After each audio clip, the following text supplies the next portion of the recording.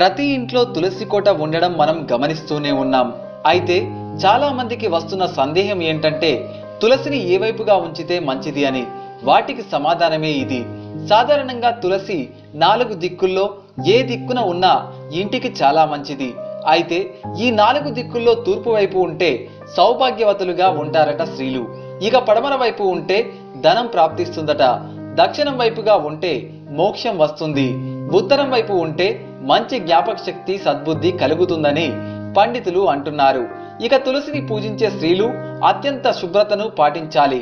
ఇక బహిష్టు సమయంలో తులసిని ఎట్టి పరిస్థితుల్లోనూ ముట్టుకోరాదు. తులసి చెట్టుకు పోసే నీరు తాజా నీరు అయి ఉండాలి.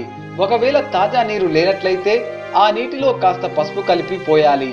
మరీ ముఖ్యమైన విషయం ఏంటంటే మీరు తులసి చెట్టుకు దగ్గరలో తలదువ్వుకుంటే ఆ వెంట్రుకలు గనక పొరపాటున తులసి చెట్టుకు చుట్టుకుంటే మీరు అనారోగ్య